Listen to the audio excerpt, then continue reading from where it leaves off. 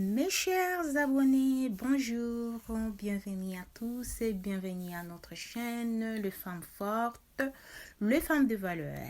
Alors, j'espère que vous allez bien. Alors, et les dimanches, les fêtes de Pentecôte, ça se passe bien chez vous à la maison pour les chrétiens. Alors, aujourd'hui, mes chers frères et sœurs, je vais parler d'une histoire qui a été donnée par une de nos abonnés. Et du coup, il m'a contacté, elle m'a laissé son histoire. Du coup, aujourd'hui, je viens devant vous. Je dis non, il faut que je vous expose cette histoire. Ça sera très important de l'écouter attentivement. Donc, prenez votre boisson ou votre popcorn à côté. Et on va commencer tout de suite. Alors, je vous donne juste une seconde. Après, on commence tout de suite. Dès que vous entrez, n'oubliez pas de liker tout le monde. Abonnez-vous sur notre chaîne, Les Femmes Fortes. Et toujours, mettez des likes. Partagez, abonnez-vous. Partagez, mes amis. Alors, on commence notre histoire. Mes chers abonnés, il y a une de mes abonnés qui m'avait contacté. Elle m'a parlé de son histoire. En tout cas, c'était quelque chose. Je dis non, cette histoire, il faut qu'on partage avec les autres dans notre communauté. The end of the story. Donc, cette histoire a commencé. Mon ami me dit, moi j'étais née dans une famille dont il y a 4 personnes. Donc, j'avais 4 grandes sœurs. Et ces grandes sœurs que j'avais dans ma famille, tous, ils étaient déjà mariés. Et comme j'étais laissée la dernière enfant dans ma famille, chez nous à la maison, je vivais avec mes parents. Et du coup, un jour, mes parents m'ont dit, non, mais bon, comme nous, on vit dans l'autre ville, c'est mieux que toi, tu pars étudier dans notre ville. Alors, mon amie, on va la donner un nom, elle s'appelle Madiva. Du coup, Madiva, elle dit, ok, moi, je vais étudier ailleurs, mais pas cette ville dont je suis née. Sa maman dit, ok, d'accord. Madiva, elle est partie étudier en Afrique du Sud. En arrivant en Afrique du Sud, elle a fait ses études et du coup, Madiva était une étudiante, elle avait étudié dans une université bien reconnue. Et du coup, Madiva, un jour, elle a dit, ok, bon, comme je suis ici, je suis étranger, je ne suis pas quelqu'un, il faut que je me fasse des amis, quoi. Mais j'aimerais bien sortir avec des étrangers. Un jour, Madiva, elle partait au supermarché, je peux dire. Et du coup, il avait rencontré un monsieur. Et le monsieur, il était un peu âgé, plus que Madiva. Je pense qu'ils avaient 30 ans d'écart entre Madiva et la fille, et le monsieur. Et ils ont commencé les relations, tout s'était commencé bien. Et du coup, un jour, ce qui s'est passé, Madiva, le monsieur, il était vraiment un grand gentleman. Monsieur, il était riche, il avait beaucoup d'argent. Et du coup, après une semaine, Madiva a appelé le monsieur, il lui avait donné son numéro, appelé le monsieur, mais le monsieur ne décrochait pas. Et ça a choqué trop Madiva. Et du coup, Madiva se disait, mais comment ça fait-il que ce monsieur, j'ai du mal à l'avoir au téléphone? Bon, je vais essayer de l'envoyer le message. Il a envoyé des messages. Après, le monsieur l'a répondu après des semaines. Le monsieur a dit, oh, excusez-moi, moi je voyage beaucoup avec mon boulot, je fais trop de voyages, et donc je voyageais. C'est pour cela que je n'ai pas pris le temps de te répondre. Et quand je suis avec mon boulot, je ne peux pas avoir le temps. Madiva a dit, ok, il n'y a pas de souci. Le monsieur a amené chez eux. Il était célibataire, même si le monsieur était âgé, mais il était célibataire. Donc, le monsieur, il était un noir, mais il vivait à l'étranger. C'était un noir américain.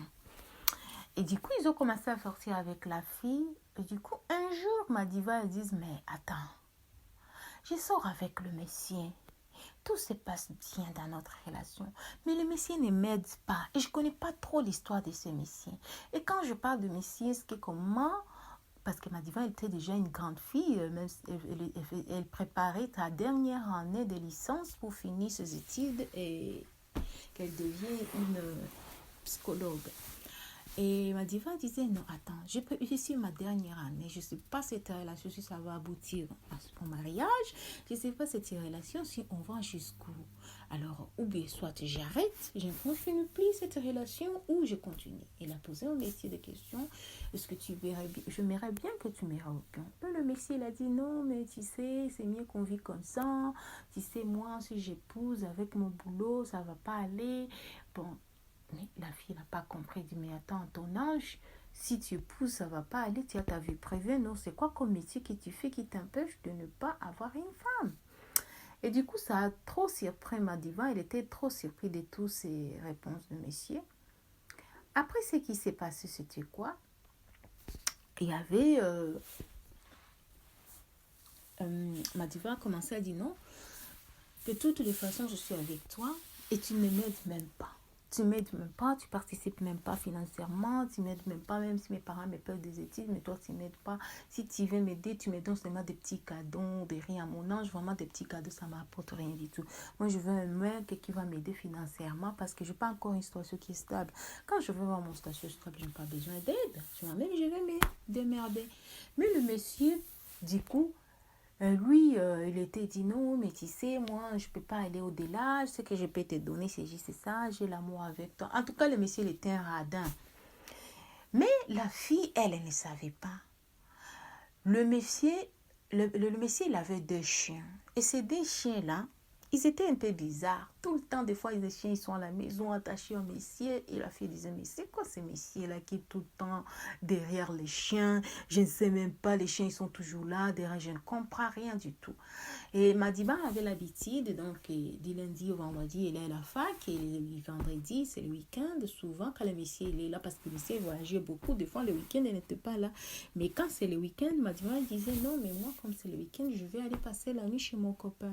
Et du coup, elle est partie passer la nuit. Elle avait l'habitude d'aller passer le week-end chez son copain, là. Et elle est partie passer la nuit chez le monsieur. Et arrivant chez le monsieur, le monsieur lui dit un jour, il dit, non, mais tu sais, moi, m'a dit, même si moi je meurs aujourd'hui, je vais commencer à venir te voir. Elle dit, mais qu'est-ce que cela veut dire? Il dit, oui, je vais commencer à venir te voir, on se voit, on passe des moments ensemble. Elle dit, non, mais ça, tu es décédé, tu es décédé. Moi, je ne peux pas avoir les contacts avec des morts. Elle dit, ah bon, c'est ce que tu crois, mais non, moi, je vais commencer à revenir. Et la fille a commencé à voir.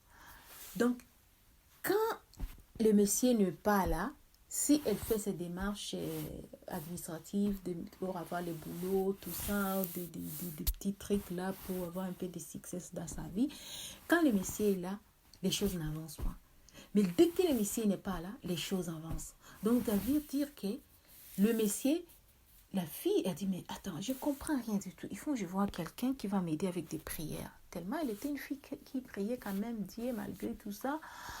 Elle a commencé à avoir, elle a consulté un prêtre, un pasteur plutôt, et le monsieur il avait dit non, tu dois faire tes attentions. Ce monsieur, il est profiteur, il est briseur d'étoiles. Donc le monsieur, il prend ton étoile, il utilise ton étoile.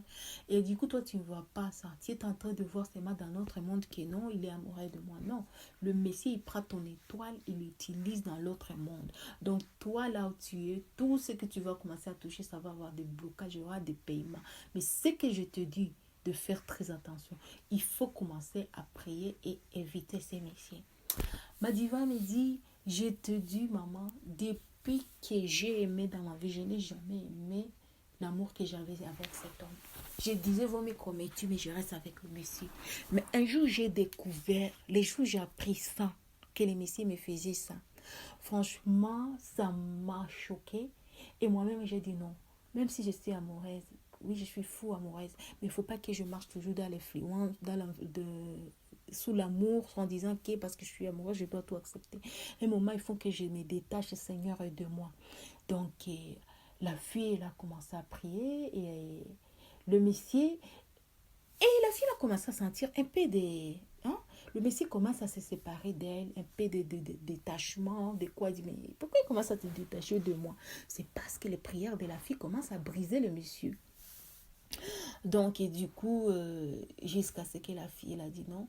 Elle a raconté quelqu'un d'autre. Il était un Messie, un Européen. Et du coup, l'Européen, là, a amené la fille en Europe.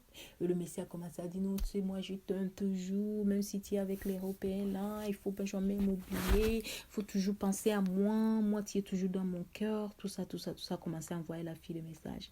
Un jour, la fille, elle a eu les rêves. Elle a dit non, tu dois couper toutes ces relations avec le Messie, là. Parce que le Messie, là, si tu la laisses à tes côtés, soit c'est toi qui vas souffrir et tu vas regretter toute ta vie de ce que tu as fait comme décision.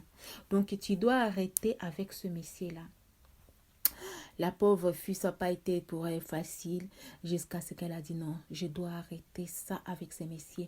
Parce que les problèmes a commencé à être très lourds. Elle était arrivée en Europe, il n'y avait pas du boulot pour elle. La vie était dure parce que même si elle était dans son mariage avec son mari, tout allait bien. Mais ce que j'ai aimé de la fille, c'est parce qu'elle était une fille vraiment qui connaissait la parole de Dieu.